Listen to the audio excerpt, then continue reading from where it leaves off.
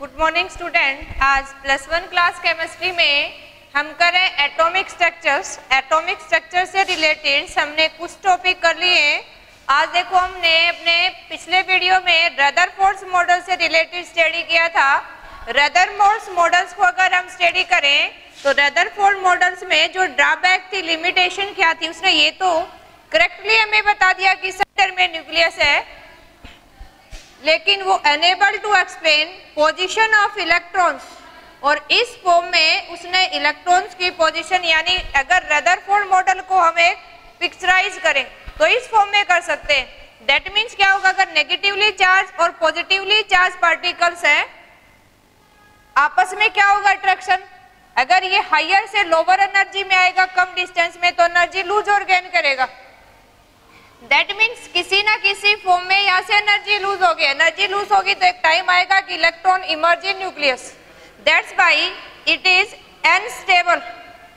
लेकिन हमें पता है एटम तो स्टेबल है। अब इसी फॉर्म में कि रेडिएशंस की फॉर्म में जो एनर्जी निकल रही है, हम उस एनर्जी के बारे में पढ़ेंगे, क्योंकि Rutherford unable to explain energy of electrons and in which form energy transmitted when electrons jump from one cell या इन डिफरेंट सेल्स या different levels from the nucleus. तो इसी को एक्सप्लेन करने के लिए हम फर्स्ट ऑफ ऑल स्टडी करेंगे इलेक्ट्रोमैग्नेटिक वेव।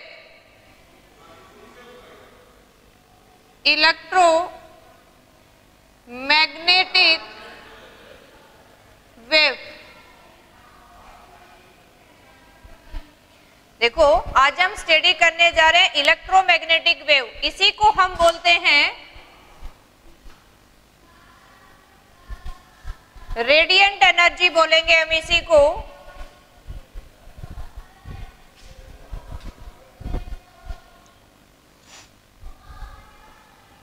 या इसी को हम क्या कह सकते हैं, रेडिएंट एनर्जी की बजाय इलेक्ट्रोमैग्नेटिक रेडिएशन भी बोल सकते हैं हम इसको। क्या बोल सकते हैं, इलेक्ट्रोमैग्नेटिक रेडिएशन। देखो हम ये मान के चलते हैं कि अगर एनर्जी का कुछ ना कुछ कंजम्पशन होगा, अगर इलेक्ट्रॉन न्यूक्लियस के चारों तरफ रिवॉल्व कर रहा है, दैट मीन्स उस एनर्जी को हम इलेक्ट्रोमैग्नेटिक वेव या रेडिएंट एनर्जी या इलेक्ट्रोमैग्नेटिक रेडिएशंस की वे में पढ़ेंगे। यानी इलेक्ट्रोमैग्नेटिक वेव एक फॉर्म ऑफ एनर्जी है, और किसकी फॉर्म में है वो, वेव या रेडिएंट की फॉर्म में। और इसी को देखो कैसे डिफाइन कर सकते हैं हम, यानी कोई भी दो ऑब्जेक्ट को लेके चल रहे हैं हम, इलेक्ट्रॉन प्रोटॉन या न्यूक्लियस और इलेक्ट्रॉन की बात ना करके। इलेक्ट्रोमैग्नेटिक वेव क्या है, it is a form of energy that transmitted one object to another। यानी ये क्या एक फॉर्म ऑफ एनर्जी है that transmitted from one object to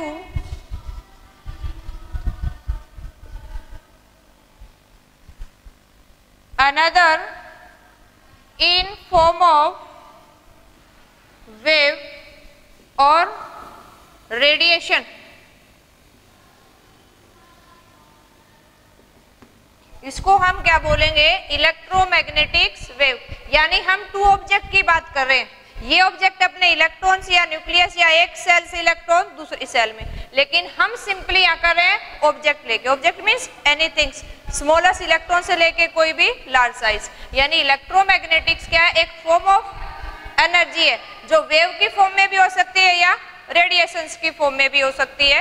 तो हमें यहाँ इलेक्ट्रोमैग्नेटिक वेव को स्टडी करना है। अब देखो हम अगर इलेक्ट्रोमैग्नेटिक वेव को स्टडी करें तो हमने इसी से रिलेटेड ध्यान रखना है कि जो इलेक्ट्रोमैग्नेटिक वेव है ये हमारे पास क्या होगी, टू टाइप्स में हो सकती है। यानी एक तो हम क्या कहें कि वेव की फॉर्म में प्रोपगेट करेंगे, और एक किसकी फॉर्म में, पार्टिकल्स की फॉर्म में। यानी टू टाइप्स होगी, एक होगी हमारे पास वेव फॉर्म में, और सेकंड वन किस में पढ़ेंगे हम, in form of particles form में। इन टू फॉर्म में हमने इसको स्टडी करना है। या तो हम वेव की फॉर्म में स्टडी करेंगे या हम पार्टिकल्स की फॉर्म में, यानी एक पैकेट की फॉर्म में। अगर वेव की फॉर्म में बात करें तो वेव को हमने एक्सप्लेन करना है in term of wave theories and explain by Maxwell scientist. और अगर हम पार्टिकल्स फॉर्म में स्टडी करेंगे, यानी एक एनर्जी है जो एक ऑब्जेक्ट से दूसरे ऑब्जेक्ट में ट्रांसमिट हो रही है, वो किसकी फॉर्म में आ रही है? पार्टिकल्स की फॉर्म में हो रही है। और पार्टिकल्स की फॉर्म में अगर एक्सप्लेन करेंगे तो हम उसको पार्टिकल्स थ्योरी बोलेंगे, यानी particles theory. And particles theory are explain by Planck, जिसी को आगे हम प्लैंक क्वांटम की थ्योरी में डिटेल से भी पढ़ेंगे। तो हम जो इलेक्ट्रोमैग्नेटिक्स वेव पढ़ रहे, ये फॉर्म ऑफ एनर्जी है, इसको टू फॉर्म में हम स्टडी करेंगे, या तो वेव की फॉर्म में या पार्टिकल्स। वेव की फॉर्म में पढ़ने के लिए वेव थ्योरी को हम स्टडी करेंगे, पार्टिकल्स की फॉर्म में पढ़ने के लिए पार्टिकल्स थ्योरी को पढ़ेंगे। अब देखो, अगर हम इलेक्ट्रोमैग्नेटिक वेव की बात करें तो ये क्या करती है? नेचर ऑफ ऑब्जेक्ट पे डिपेंड नहीं करती है कि कौन से ऑब्जेक्ट से ये ट्रांसमिट हो रही है।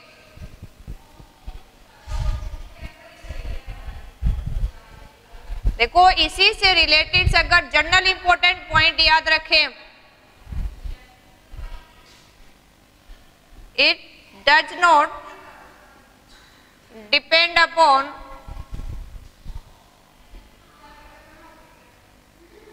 nature of object। और अगर हम ये कहें, इसी से रिलेटेड इंपॉर्टेंट पॉइंट याद रखना है, it does not require medium for propagation. देखो, हम ये कहें कि इलेक्ट्रोमैग्नेटिक वेव का एक फॉर्म ऑफ एनर्जी है जो एक ऑब्जेक्ट से दूसरे ऑब्जेक्ट में ट्रांसमिट हो रही है, या तो वेव की फॉर्म में होगी या पार्टिकल्स की फॉर्म में होगी। लेकिन देखो, इसमें याद रखने की चीज ये हमें कि ये मीडियम की रिक्वायरमेंट नहीं है। जब भी हम एक ऑब्जेक्ट से दूसरे ऑब्जेक्ट पे इसको ट्रांसमिट करते हैं तो ये क्या होगी? Does not require the mediums. इसमें सबसे अच्छा एग्जांपल अपना सनलाइट का है, जो सन और हमारे बीच में बहुत सारी स्पेस ऐसी है जो वैक्यूम है, फिर भी अर्थ पे रीच कर रही है ना। तो इसी से रिलेटेड से हमें स्टडी करना है। अगर इसी की फॉर्म में देखें हम,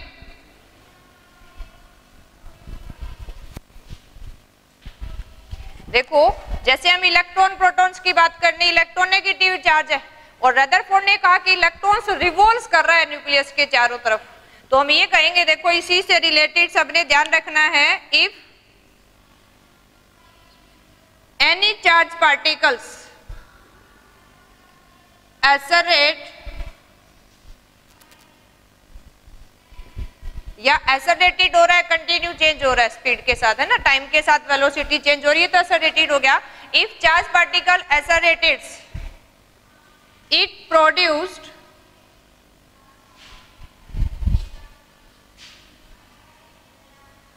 magnetic and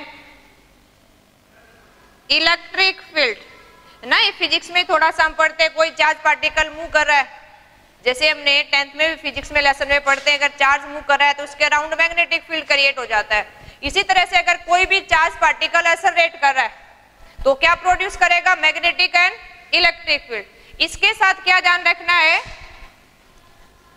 both field are perpendicular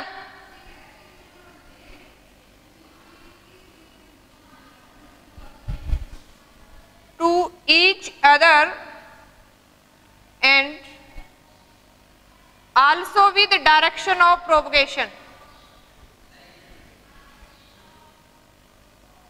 यानी जिस डायरेक्शन में पार्टिकल्स प्रोपगेट कर रहा है उसके भी परपेंडिकुलर होंगे, दोनों फील्ड आपस में क्या होंगे? परपेंडिकुलर। जैसे लेफ्ट राइट रूल से हम एक्सप्लेन भी करते थे, आपस में क्या है? ये परपेंडिकुलर है। ऐसे हमने यहाँ मान के चलना है कि अगर कोई भी चार्ज पार्टिकल्स प्रोपगेट कर रहा है, एक्सेलरेट कर रहा है, तो अपने सराउंडिंग वो इलेक्ट्रिक और मैग्नेटिक फील्ड जनरेट करता है और वो फील्ड आपस में क्या होंगे? परपेंडिकुलर।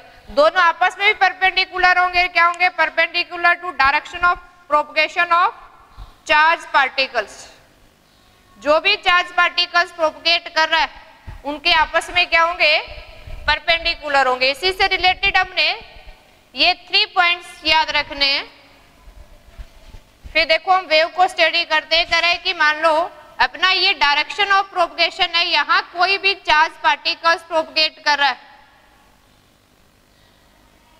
ये इसकी हम डायरेक्शन ऑफ प्रोपगेशन बना देते हैं। तो इसके परपेंडिकुलर ही क्या होगा, direction of propagation of electric and magnetic field. देखो हम 3D बोर्ड पे नहीं बना सकते हैं, लेकिन इंडिकेशन के लिए हम ये मान के चलते हैं ये लाइन है, ये क्या है, बोर्ड से आउटसाइड। तो इस केस में अगर हम ये कहें कि ये इलेक्ट्रिक फील्ड यहाँ इसने जनरेट कर दिया इधर, ये perpendicular to direction of propagation होगा, तो इन दोनों के परपेंडिकुलर क्या होगा, direction of magnetic field.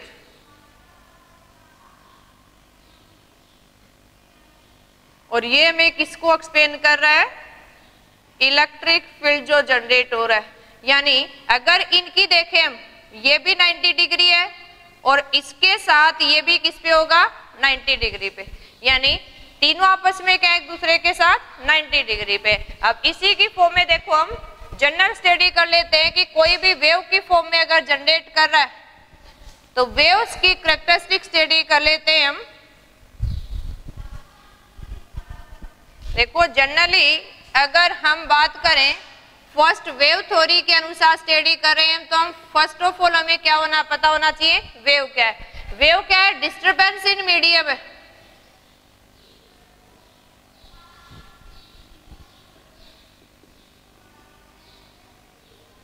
Disturbance इन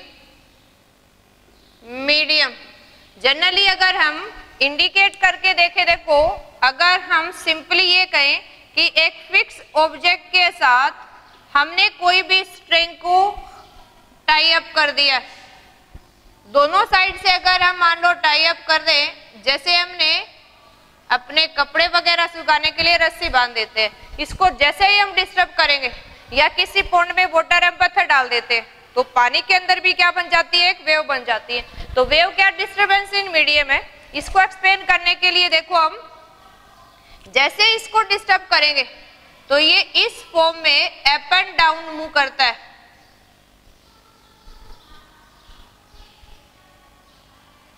अब इस केस में देखो अगर हम वेव को स्टडी करें, एक हमें दिखाई दे रहा है कि अपर साइड हाइट कितनी जा रही है, डाउन साइड हाइट कितनी है।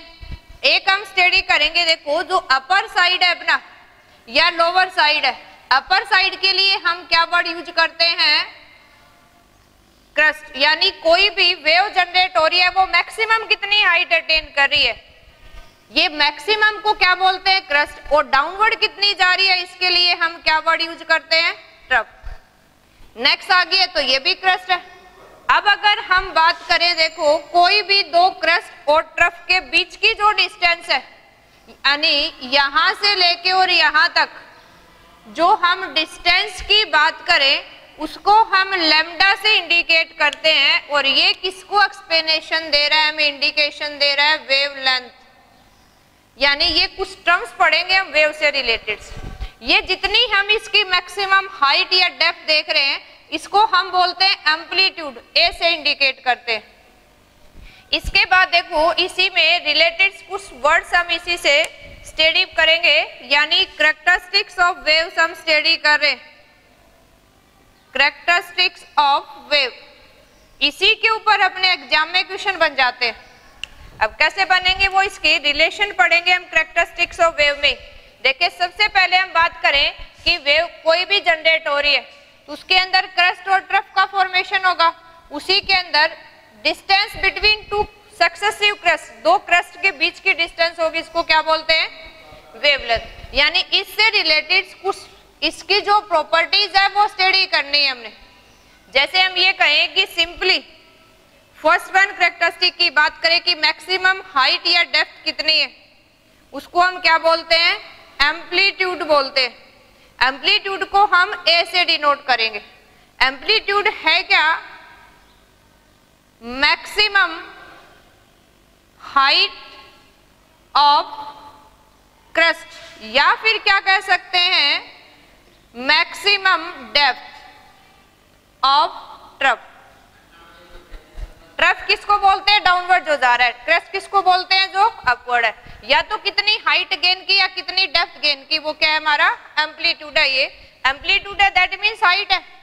तो सिंपली आपसे पूछ ले कि एम्पलीट्यूड की यूनिट क्या है, तो जनरली अगर हम बात करें तो इसको यूनिट मीन्स किस में मेजर करेंगे, तो जनरली अगर स्टैंडर्ड यूनिट देखें तो हम किस में मेजर करते हैं, मीटर के अंदर। और अगर हम ये कहें कि सिंपली स्मॉलर यूनिट कौन सी होंगी, तो स्मॉलर यूनिट को भी हम मेंशन कर सकते हैं, या तो हम सेंटीमीटर में मेजर करेंगे या सेंटीमीटर से भी छोटी यूनिट अपनी कौन सी होती है, जनरली एंगस्ट्रम, पिकोमीटर या नैनोमीटर से ना, ये स्मॉलर यूनिट यूज करते हैं। देखो ये यूनिट है क्या, हमें पता है कि 1 metre is equal to 100 centimetre. अब इसी के केस में अगर 1 मीटर के अंदर हमने एंगस्ट्रम देखना है तो 10 दी पावर 10 एंगस्ट्रम, ए के ऊपर डिग्री है उसको क्या बोलते हैं हम, एंगस्ट्रम बोलते हैं। ये किसके बराबर है, 10 दी पावर 10। और इसी में अगर हमने नैनोमीटर देखना है तो 10 the power 9 nanometre. 10 the power अगर हम कर दें 12 तो क्या हो जाएगा, ये पिकोमीटर। कई बार माइक्रो में मिल जाता है तो 10 दी पावर 6 माइक्रोमीटर है ना, मिली हमें पता है 3 हो जाएगा, तो स्मॉलर यूनिट में मिल जाती है। यहाँ जनरली हमें अपने डाटा इन्हीं में मिलते हैं, बहुत कम सेंटीमीटर मीटर में मिलता है, क्योंकि हम स्मॉलर की फॉर्म में इंडिकेट करते हैं। तो जनरली हमें किस में मिलता है, एंगस्ट्रम में, नैनोमीटर में या पिकोमीटर में। तो इस फॉर्म में हम स्टडी करेंगे। ये अपनी क्या थी, फर्स्ट कैरेक्टरिस्टिक्स, एम्पलीट्यूड, हाइट या डेप्थ कितनी है। इसके बाद अगर हम सेकंड कैरेक्टरिस्टिक की बात करें अपनी, देखो दो क्रस्ट के बीच में जो डिस्टेंस है, सेकंड कैरेक्टरिस्टिक क्या हो जाएगी अपनी, वेवलेंथ। वेवलेंथ को किससे इंडिकेट करेंगे हम, लैम्डा से। क्या बोलते हैं इसको हम, लैम्डा बोलते हैं। अगर वेवलेंथ है क्या अपनी, ये डिस्टेंस है बिटवीन द टू क्रस्ट, यानी लिखे तो भी क्या कहेंगे, it is the distance between two successive crust या टू सक्सेसिव ट्रफ। इस केस में इसका मेजरमेंट जनरली कहें कि ऐसा यूनिट लिखो। अगर हमसे कहें कि ऐसा यूनिट एक्सप्लेन करो तो हमने क्या बताना है, मीटर। लेकिन अगर सिंपली कहे कि in which term is measures, generally measure किस में करते हैं हम इसको भी, एंगस्ट्रम में या नैनोमीटर में। एंगस्ट्रम, नैनोमीटर या मीटर का रिलेशन हमें पता है। देखो कई बार इसको मीटर में कन्वर्ट करना हो तो इन्वर्स भी कर देंगे। ये कहे कि आपको एंगस्ट्रम को मीटर में कन्वर्ट करना है तो 10 दी पावर -10 हो जाएगा। अगर आपको पिकोमीटर को कन्वर्ट करना है तो क्या हो जाएगा, 10 दी पावर 12 मीटर में। और अगर आपने नैनोमीटर को बदलना है तो अपने पास कितना हो जाएगा, 10 दी पावर 9 मीटर। तो इन्वर्स भी कर सकते हैं। कई बार आपको कहे कि इसकी मीटर में आंसर बताओ तो मीटर में भी क्या करेंगे हम, कैलकुलेट कर लेंगे। तो ये क्या थी अपनी वेवलेंथ। वेवलेंथ क्या है, दो क्रस्ट या दो ट्रफ के बीच की डिस्टेंस। डिस्टेंस है तो किससे मेजर करेंगे, लेंथ की यूनिट हमें पता है मीटर, लेकिन जनरली न्यूमेरिकल में हमें किससे मिलती है, ये एंगस्ट्रम, नैनोमीटर या पिकोमीटर में। या तो आंसर उसी में निकाल देंगे हम, और अगर पूछ ले हमसे कि मीटर में आंसर बताओ या 4 ऑप्शन में हम देखें मीटर में आंसर है तो मीटर में क्या करेंगे, कन्वर्ट कर लेंगे। अब देखो थर्ड वन, अगर इसकी प्रॉपर्टी हम देखें, अब ये बीच की डिस्टेंस है। अब देखो अगर हम देखें हाफ सर्कल ये, हाफ सर्कल ये, या ये कहें कि यहां से वेव जनरेट होके यहां कंप्लीट हो गई है तो एक सर्कल पूरा हो गया हमारा। इसी को एक्सप्लेन करने के लिए अगर थर्ड वर्ड हम प्रॉपर्टी पढ़े तो हम एक प्रॉपर्टी पढ़ते हैं, फ्रीक्वेंसी। फ्रीक्वेंसी को जनरली हम किससे इंडिकेट करेंगे, न्यू से। देखो इसको हमने मिक्सअप नहीं करना है। एक हम ये इंडिकेट करते हैं कैपिटल वी।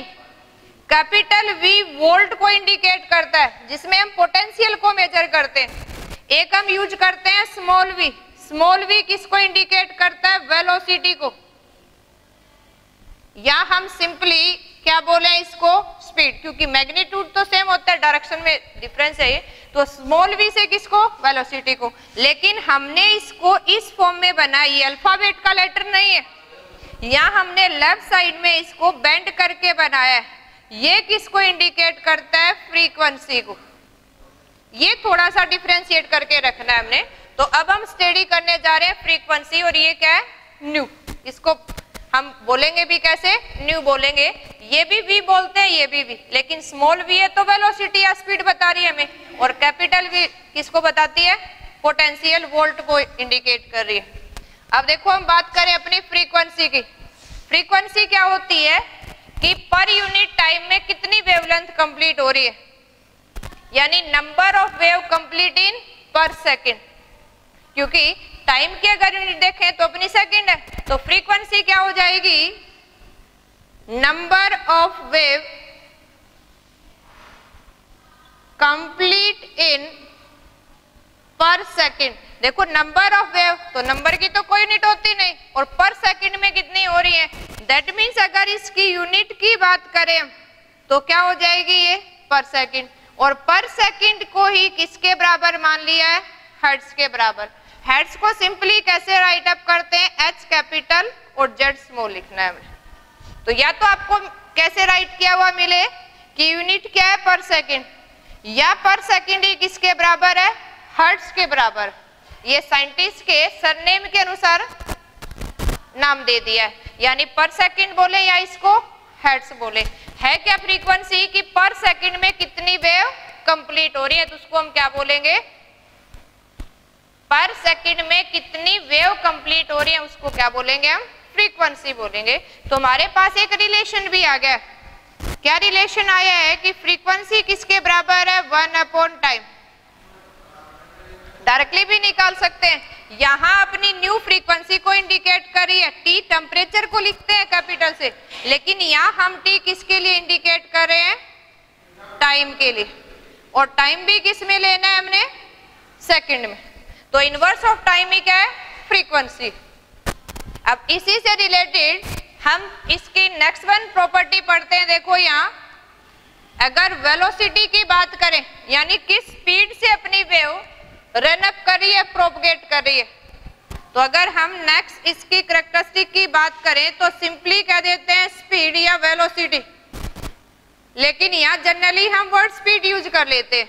अब इसके लिए देखो दो सिंबल यूज करते हैं, या तो इसको वी से, स्मॉल वी से इंडिकेट करते हैं, इसको स्मॉल बनाने के लिए हम राइट साइड में कर्व कर देते हैं इसको, ताकि फ्रीक्वेंसी के साथ ना मिले, ना वोल्टेज के साथ मिले ये, तो स्मॉल वी को हम इस फॉर्म में लिख देते हैं, या कई बार इसकी इंडिकेटर सी फॉर्म में मिलती है हमें।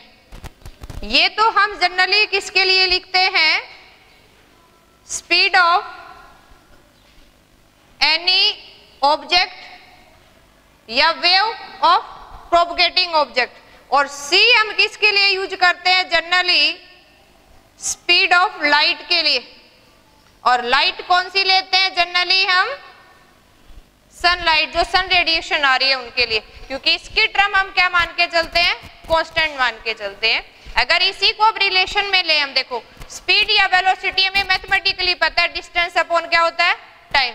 तो हम एक्सप्लेन क्या कर सकते हैं कि हमारे पास अगर हमें स्पीड निकालनी है वेव की, तो क्या हो जाएगी ये, डिस्टेंस अपॉन टाइम।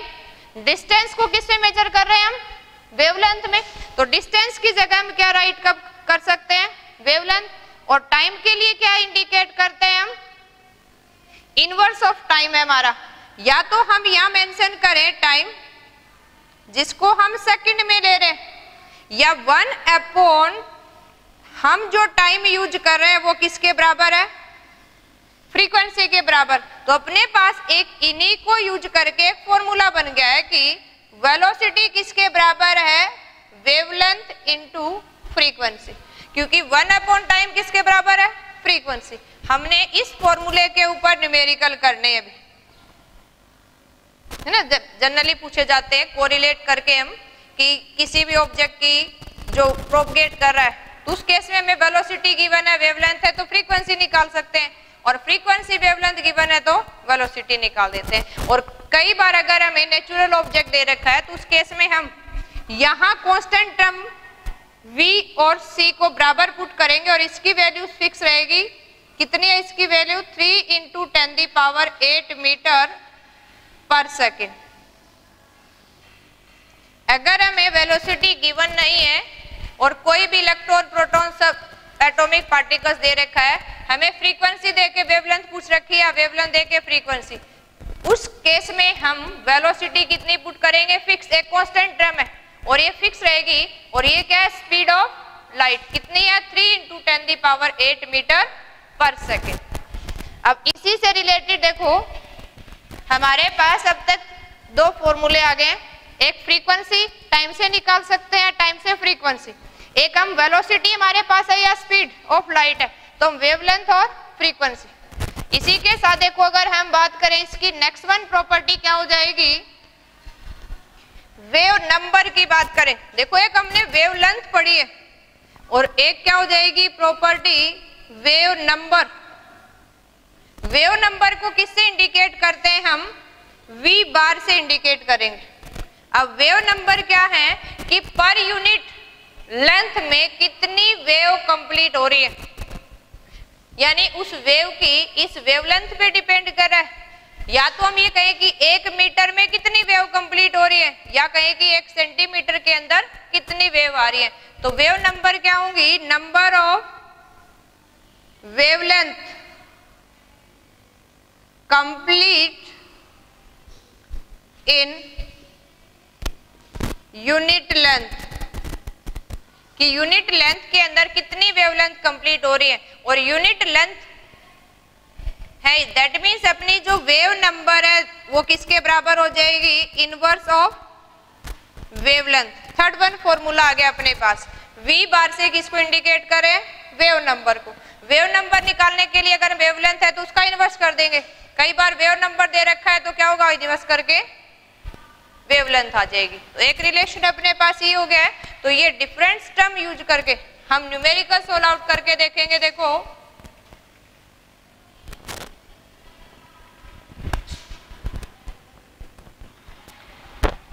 यहां से अपने न्यूमेरिकल बन जाते हैं इसी रिलेशंस के ऊपर।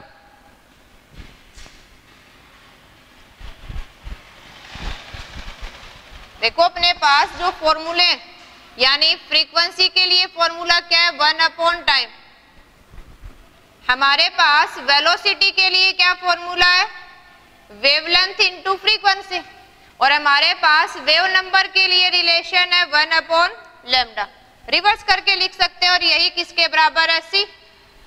अगर अपना क्या है, कोई भी सनलाइट से रिलेटेड रेडिएशंस की बात करें, इन्हीं फॉर्मूले को यूज करके हमने कुछ न्यूमेरिकल सोल्व आउट करने हैं। मान कि हमें न्यूमेरिकल दे रखा है, calculate the wave number of radiation whose frequency are givens. देखो हमें क्वेश्चन दे रखा है, हमें करना है फाइंड आउट वेव नंबर। अब वेव नंबर आते अपने माइंड में आ जाना चाहिए, किससे इंडिकेट करते हैं, वी बार से। किसके लिए, find out wave number of A radiation having frequency. अब इसने हमें फ्रीक्वेंसी दे दी है और फ्रीक्वेंसी कितनी दे रखी है, 5 × 10⁻।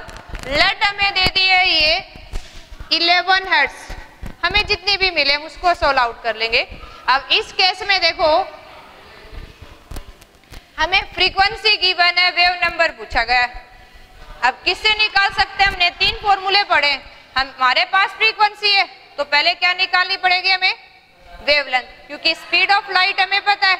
कोई भी रेडिएशन अगर गिवन नहीं है, दैट मीन्स ये सनलाइट का एक पार्ट है, सनलाइट का पार्ट है तो हमारे पास कांस्टेंट वेलोसिटी है।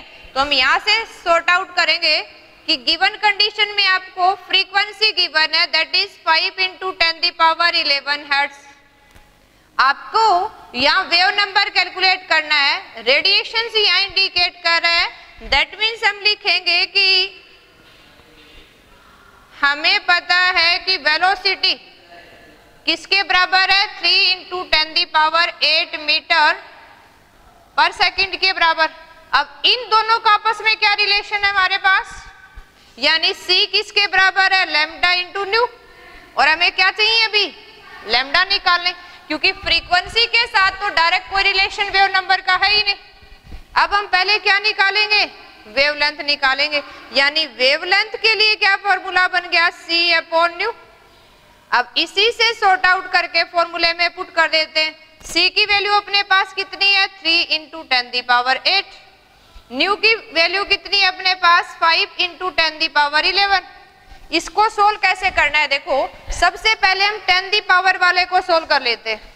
ये 8 है, ये 11, ऊपर जाके किस में हो जाएगा माइनस में। 11 का बड़ा है तो अपने पास कितना आ गया अभी 10⁻³ अगर 3 से 5 को डिवाइड करें तो नहीं जाएगा। अगर इसको हम 30 बना लें तो यहाँ 10⁻4 कर दें, दैट मीन्स ये अपने पास कितना रह गया देखो 30/5।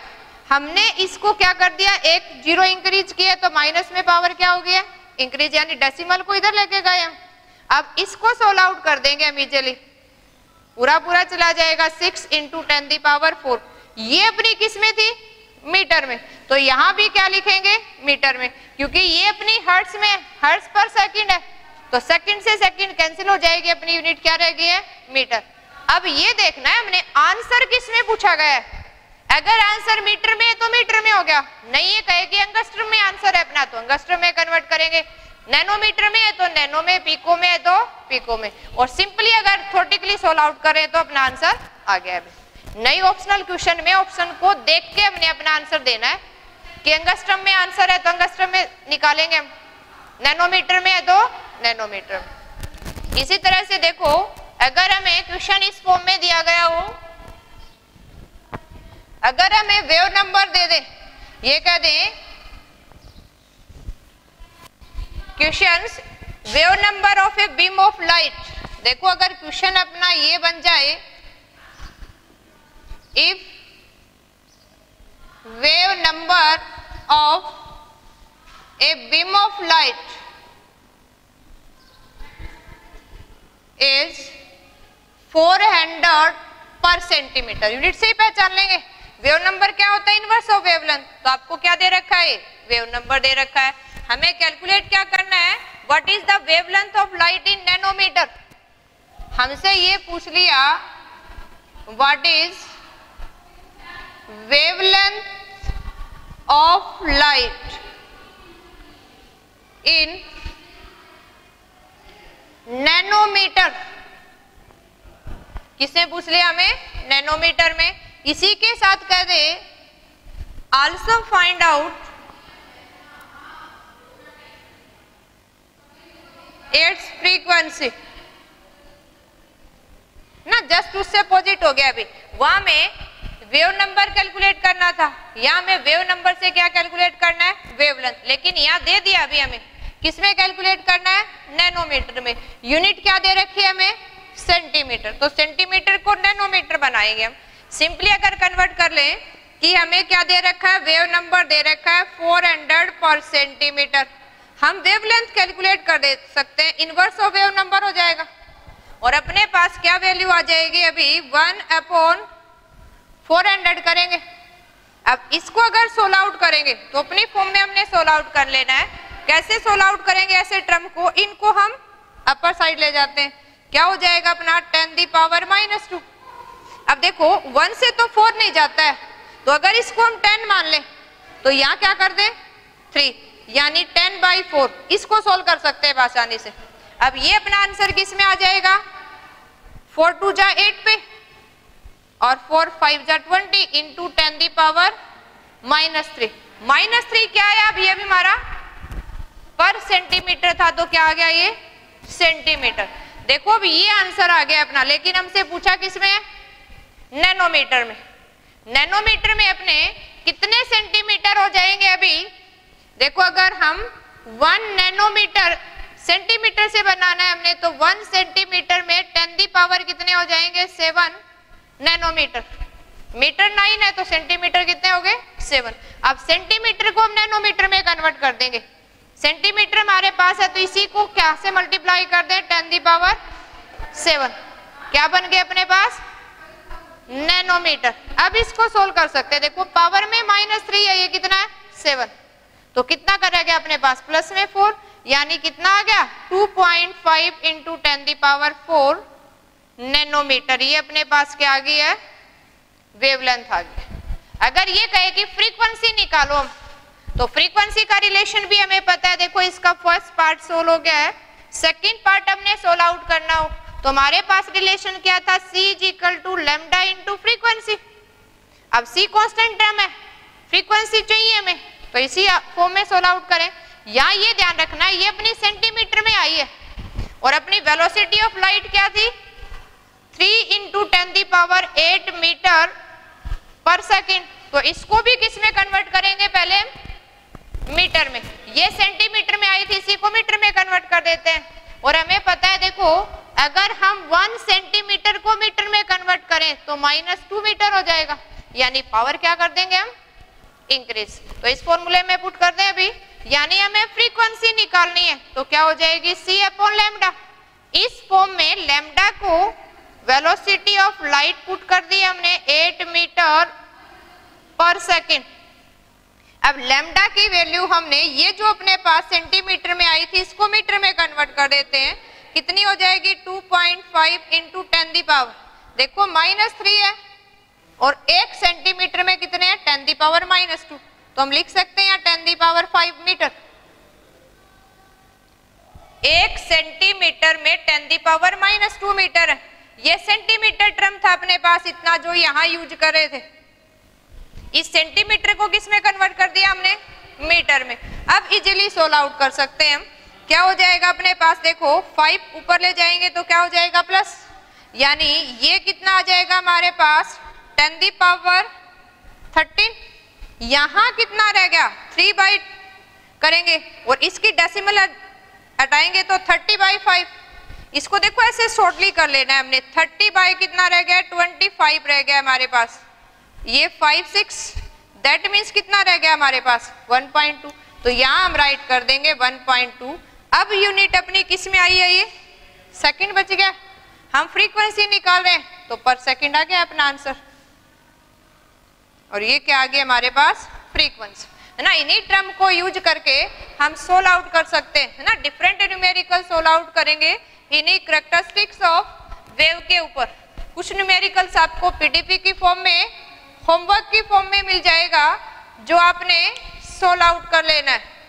Okay, thank you student.